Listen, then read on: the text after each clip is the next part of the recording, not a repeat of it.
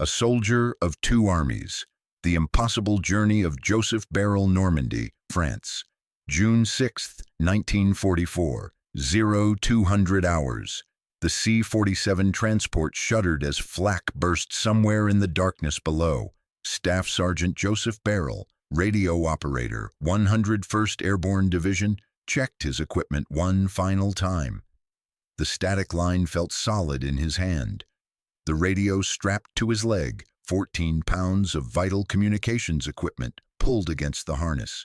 Around him, 23 other paratroopers from the Screaming Eagles sat in the dim red light, their faces masks of concentration beneath camouflage paint. Outside, the Norman countryside rushed past at 130 miles per hour, invisible in the moonless night. The green light flashed. Beyrle launched himself into the void. What he couldn't know, what none of them could know, was that this jump would begin a journey so improbable, so cinematically impossible, that even after the war, when he told the story in VFW halls and to his grandchildren, he would see doubt flicker across their faces. How could one man parachute into Nazi-occupied France, become a prisoner of war, escape 7 times, join the Soviet Red Army, fight in a Russian tank, get blown apart by German mortars, be declared dead by his own country, and still make it home alive? But that's exactly what happened. The Screaming Eagle. Joseph Robert Beyrle grew up in Muskegon, Michigan, a working-class town on Lake Michigan's eastern shore, where winters were brutal and men worked with their hands. Born in August 1921, Joe came of age as Europe descended into darkness. When America entered the war after Pearl Harbor, he didn't wait for the draft. He enlisted, volunteered for the paratroopers, volunteered again for the most dangerous missions. The 101st Airborne wasn't just any unit. These were the elite, the best of the best, men who jumped out of perfectly good airplanes and fought behind enemy lines. They trained at Camp Toccoa, Georgia, where the instructors tried to break them. 5-mile runs before breakfast, forced marches with full packs, endless push-ups in the Georgia mud. Of every 100 men who started training, only 40 made it through. Beyrle made it through. By spring 1944, the 101st was stationed in England, preparing for the invasion everyone knew was coming. The mission was clear: parachute into Normandy hours before the beach landings, destroy German communications and power infrastructure, create chaos behind enemy lines. It was the kind of mission that got men killed. Beyrle knew this. They all knew this. They went anyway. Into the darkness, the Norman countryside materialized beneath Beyrle as he descended through 2,000 feet of black air. He could hear the distant rumble of Allied bombers, see tracers arcing across the sky, feel the percussion of anti-aircraft fire in his chest. Then the ground rushed up, and he hit hard, rolling instinctively, reaching for the quick release on his parachute. Silence. The profound, disorienting silence that follows combat. He was alone in a field somewhere in occupied France, miles from his designated drop zone. The radio on his leg was intact. He had his rifle, his knife, his grenades. He was 22 years old and deep behind enemy lines. For the next several hours, Beyrle moved through the hedgerows, those thick Norman walls of earth and vegetation that turned every field into a fortress. His mission: find and destroy German electrical installations near Saint-Côme-du-Mont. He located 2 other paratroopers from his stick. Together they moved toward their objective. They almost made it. The German patrol found them just after dawn. 8 Wehrmacht soldiers, experienced, alert, their weapons already trained. Beyrle reached for his M1 rifle. Too late. The harsh German shout, "Hände hoch!" Hands up. The war, for Joseph Beyrle, had lasted less than 6 hours. The prisoner. They stripped him of everything: weapons, equipment, personal effects. They left him his uniform that would be useful for propaganda photographs and marched him to a collection point with dozens of other captured paratroopers. Some were wounded, dark blood soaking through their olive-drab uniforms. Others looked shell-shocked, their eyes distant. They'd trained for 18 months for D-Day. Some hadn't lasted 18 minutes. The Germans transported them east, away from the invasion, away from the Allied advance, first to a holding facility in France, then deeper into occupied Europe. The trains were cattle cars, 70 men jammed into spaces meant for 40. No room to sit, no sanitation. The guards would slide the doors open once a day to throw in black bread and a bucket of water. The bread was half sawdust. The water tasted like rust. Beyrle studied the guards, studied the locks, studied the routine. He was a prisoner, yes, but he was also a United States paratrooper, and the first thing they'd taught him at Tokowa was that a soldier never stops fighting. His first escape attempt came after 3 weeks. He waited until a transport between camps, managed to slip away from a work detail, made it 48 hours before a Hitler Youth patrol spotted him near a village. They beat him with rifle butts, broke 2 of his ribs, threw him in solitary confinement for 30 days. Darkness, silence, a concrete hole 6 feet by 6 feet with a bucket in the corner. They fed him every 3rd day. He lost 27 pounds. He escaped again 2 months later, made it farther this time, almost to the Swiss border. A farmer turned him in for the reward, 500 Reichsmarks, more money than the man would see in a year. Each escape earned him harsher treatment. Each recapture meant another transfer to a more secure facility. By winter 1944, Beyrle had attempted 7 escapes, 7 times captured. The guards knew him by reputation now. Some respected his persistence. Others wanted him dead. They compromised by sending him to Stalag WWII, a prisoner of war camp deep in occupied Poland, where the winters could kill you just as dead as a bullet. The Russian winter Stalag WWII sat in the flatlands of western Poland, surrounded by watchtowers and double rows of barbed wire. 2,000 prisoners, Americans, British, French, Poles, crammed into wooden barracks designed for half that number. The camp commandant, a Prussian major who still believed Germany would win the war, maintained discipline through fear. Infractions meant beatings. Serious infractions meant execution.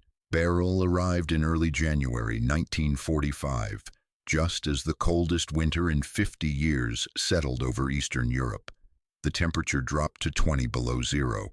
The barracks had no insulation, no heat. Men slept 3 to a bunk, sharing body warmth. Every morning they found frozen corpses, prisoners who'd simply stopped shivering during the night. But something was changing. Even through the camp's isolation, the prisoners could feel it. The guards were nervous. Officers held urgent meetings. Supply deliveries became irregular.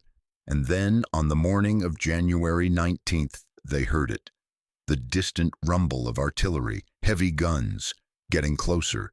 The Red Army was coming. The camp descended into chaos. German officers burned documents. Guards argued about whether to evacuate or defend.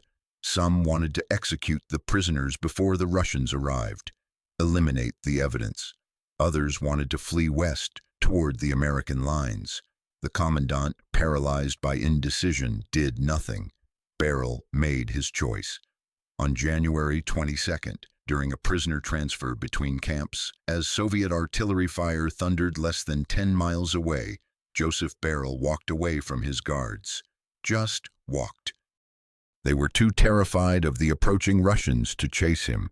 He grabbed a discarded German coat, wrapped it around his prison uniform, and headed east toward the sound of the guns, toward the Red Army, meeting the Russians. The landscape looked apocalyptic, burning villages, frozen corpses half buried in snow, Abandoned German equipment scattered across the fields. Beyrle walked for 3 days through this devastation, eating frozen potatoes he dug from buried supply dumps, sleeping in destroyed buildings. The temperature stayed below zero. He wrapped his hands in rags torn from his shirt. His beard grew thick with ice. On the 3rd day, as dusk fell, he crested a ridge and saw them. Soviet tanks, dozens of them, T-34s and American-made Sherman tanks, provided through Lend-Lease, spread across a valley in a tactical formation. The red star on their turrets seemed to glow in the dying light. Beyrle had 2 choices: hide and wait for the Soviet advance to pass, or approach the tanks and hope they didn't shoot him as a German infiltrator. He thought about the last 2 years, the capture, the escapes, the beatings, the starvation. He thought about dying anonymous in some Polish field. Another corpse the spring thaw would eventually reveal. He walked down the hill, hands raised high above his head, shouting in his broken German, "Amerikanski, Amerikanski Soldat," American soldier. 20 rifle barrels swung toward him. The female tank commander, Major Alexandra Samusenko, was not someone you forgot. 23 years old, 5 feet 3 inches tall, she commanded a tank battalion in the 1st Guards Tank Army with a combat record that included the Battle of Kursk, the largest tank engagement in history. She'd destroyed 3 German Tigers personally. Her crew worshipped her. Her superiors respected her. The Germans feared her. She stood in front of her Sherman tank, studying this strange apparition, a skeletal man in rags, speaking broken German, claiming to be an American paratrooper. Her soldiers wanted to shoot him, probably a spy, they argued, some kind of desperate German trick. Samusenko held up her hand. "Ask him something only an American would know," she told her political officer, who spoke some English. The questions came fast. What American city has the biggest buildings? What sport do Americans play with a bat? Who is your president? Beyrle answered. New York. Baseball. Roosevelt. Then the political officer asked, "What is a screaming eagle?" Beyrle felt something break open in his chest. "The 101st Airborne Division," he said in English. "The best damned paratroopers in the United States Army." Samusenko smiled. It was the first smile Beyrle had seen in 7 months. "You want to kill fascists?" she asked through the translator. "Yes, ma'am," Beyrle said. "That's exactly what I want to do." "Then you fight with us." The American Sherman. They gave him a Soviet uniform, real food, black bread, cabbage soup, tinned meat, and a position as bow gunner in Samusenko's command tank. An American Sherman, ironically enough, one of thousands sent to the Soviet Union through the Lend-Lease program. Beyrle found grim humor in this. He'd jumped out of an American plane, been captured by Germans, escaped to join Russians, and now he'd fight from inside an American tank. The tank crew adopted him. There was Victor, the driver, who'd survived Stalingrad. Dmitry, the loader, a Ukrainian farmer who'd lost his entire family to the Germans. And Samusenko herself, who commanded from the turret with absolute authority. They taught him Russian phrases, he taught them American songs. They shared vodka from Victor's personal flask and told stories about the war. What shocked Beyrle most was the Soviet treatment of wounded soldiers. On his 2nd day with the unit, he sustained a shrapnel injury to his shoulder, a minor wound from German artillery. The pain was sharp but manageable. He expected to wait, to be triaged, to join a long line of more seriously wounded men. Instead, within minutes, Soviet medics had him on a table. A doctor, a woman he noticed with surprise, cleaned the wound with something that burned like fire, extracted the metal fragments with practiced efficiency, and sutured the laceration. No waiting, no questions about his nationality, just immediate, competent care. "Why so fast?" he asked through the translator, still stunned by the efficiency. The doctor looked at him as if he'd asked why the sky was blue. "You are a soldier," she said simply. "You fight fascists. Why would we let you die?" He thought about the stories he'd heard, the propaganda about Soviet brutality, the images of communist barbarians. And here was a woman doctor who'd just saved his life, without hesitation, without paperwork, without asking his permission. The cognitive dissonance was profound. The drive west. For nearly a month, Beyrle fought with Samusenko's battalion. They pushed west toward Berlin, engaging German forces in brutal winter combat. The fighting was nothing like Normandy. This was industrial warfare, grinding and relentless. Villages changed hands 3 times in a day. The Germans fought desperately, knowing what awaited them if they surrendered to the Russians. Beyrle manned the bow machine gun, a Browning M1919, another American weapon supplied through Lend-Lease. When they encountered German infantry, he fired in controlled bursts, watching men fall in the snow. He felt nothing. These were the same uniforms that had guarded him in the camps, that had beaten him, that had let prisoners freeze to death. He remembered every face, every insult, every blow. The tank crew functioned as a single organism. Victor drove with instinctive precision, navigating shell craters and frozen mud.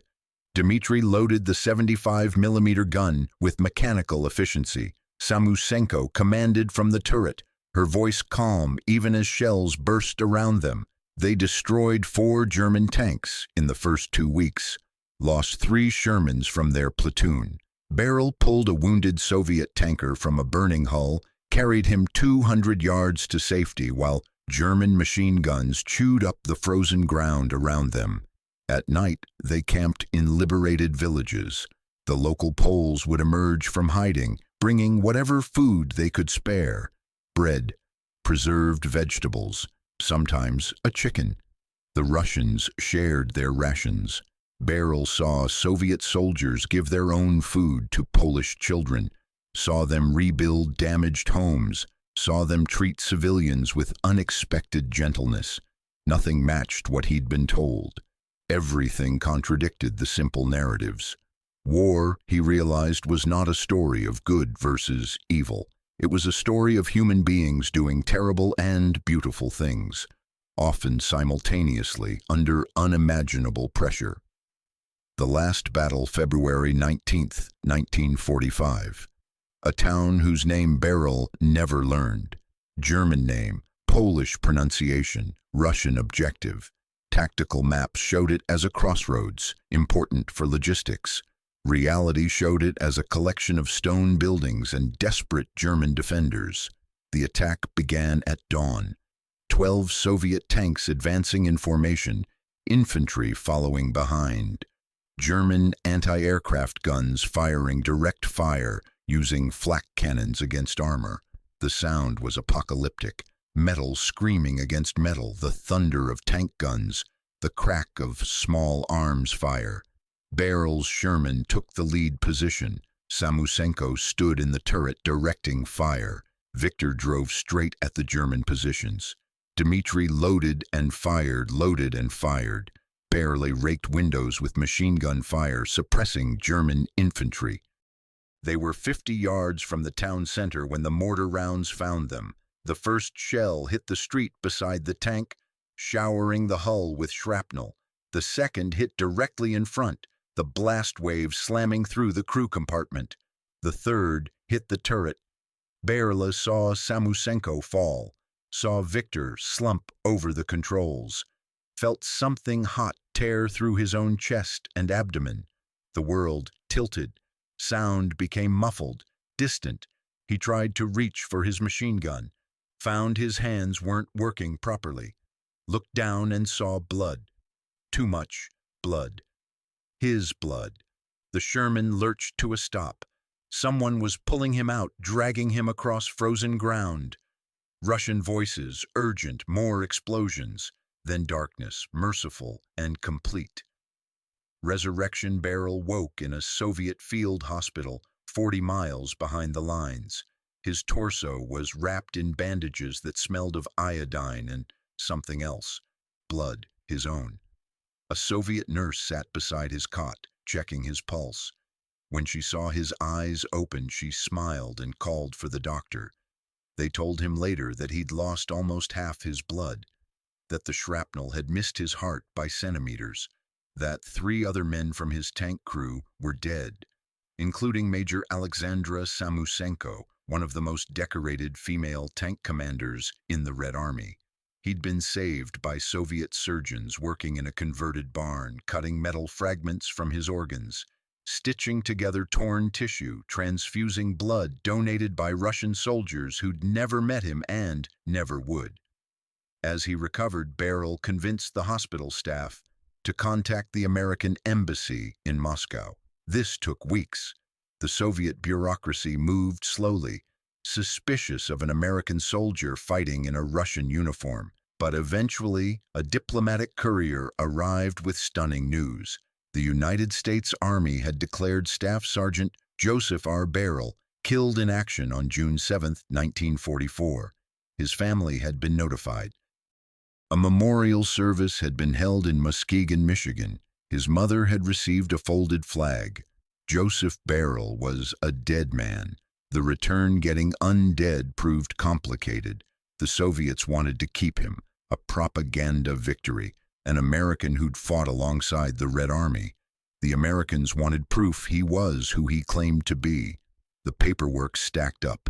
Affidavits, witness statements, dental records requested from Michigan. Meanwhile, the war ended. May 8, 1945. Germany surrendered. Europe erupted in celebration. Beyrle watched from his hospital bed as Soviet soldiers danced in the streets, as nurses wept with joy, as wounded men who'd never walk again sang patriotic songs with tears streaming down their faces. The legend says that before Beyrole's final transport home, Marshal Georgy Zhukov himself, the man who'd defended Moscow, who'd broken the siege of Leningrad, who'd led the assault on Berlin, signed the papers authorizing his repatriation. Whether this is true remains uncertain. The Soviet archives are vast and not entirely open, but Beyrle believed it. He told the story that way for 50 years. On April 20, 1945, Joseph Beyrle boarded an American transport plane in Moscow. He wore a Soviet uniform with American paratrooper wings. He carried a letter from the Soviet High Command thanking him for his service. He weighed 118 pounds, 57 pounds less than when he'd jumped into Normandy. 12 hours later, he landed in London. 24 hours after that, he was on a ship to New York. On May 1, 1945, 10 months and 25 days after his family had buried an empty coffin in Evergreen Cemetery, Joseph Beyrle walked through the front door of his childhood home in Muskegon, Michigan. His mother fainted, the man who died. Twice. Joseph Beyrle lived another 59 years. He married, raised children, worked as a tool and die maker. He rarely talked about the war. When he did, people didn't believe him. The story was too improbable. One man fighting for both American and Soviet armies, escaping 7 times from German captivity, declared dead while still alive? It sounded like a bad Hollywood script, but every detail checked out. The Army verified his service record. Soviet archives confirmed his time with the Red Army. German POW records documented his escapes and recaptures. Witnesses corroborated specific events. The impossible story was true. In 1996, long after the Cold War ended, Beyrle returned to Russia. He visited the sites where he'd fought, met with surviving Soviet veterans, attended ceremonies honoring those who'd died. The Russian government awarded him the Order of Friendship, one of the nation's highest civilian honors. He laid flowers on Alexandra Samusenko's grave, a woman who died at 23 years old, commanding a tank in a war she hadn't started. He tried to explain in interviews what those weeks with the Soviet Army had meant, how it had complicated everything he'd thought he knew, how the enemy had become comrades, how the propaganda had crumbled against the reality of shared combat, how war revealed not the evil of nations, but the courage and suffering of individuals caught in historical forces beyond their control. They weren't monsters, he said in an interview in 2003, his voice still strong at 82. They were soldiers, like me. They bled the same. They feared the same. They wanted to go home the same. The Soviet system, the government, that's something else. But the men and women I fought with, they were just trying to survive and do their duty. Joseph Beyrle died on December 10, 2004.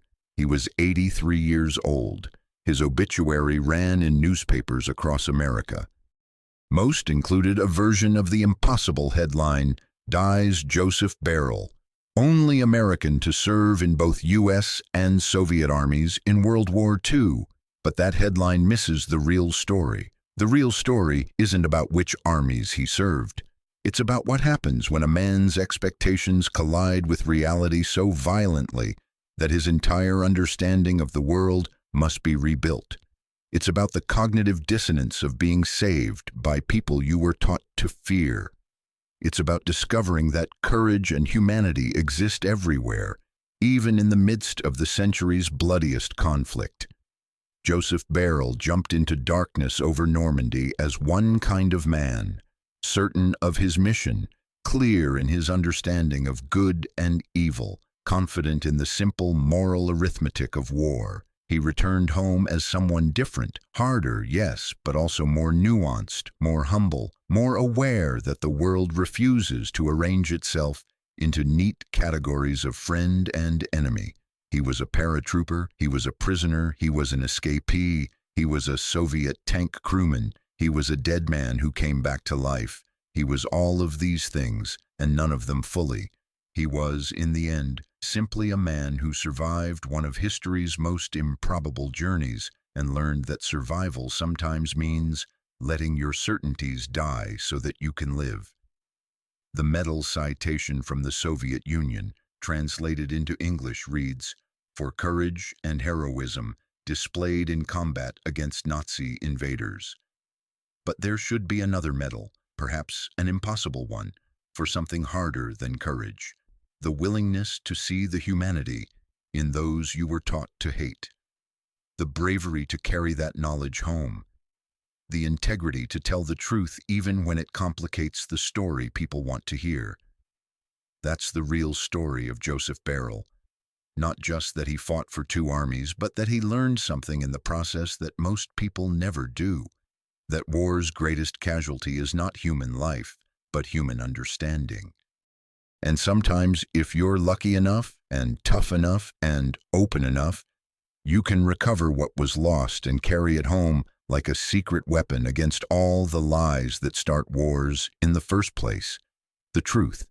The complicated, messy, uncomfortable truth about who we are and who they are. The truth that there is no they, really. Only us. All of us. Dying in the same mud, bleeding the same blood, hoping for the same impossible thing, that somehow, against all odds, we might survive to see another dawn.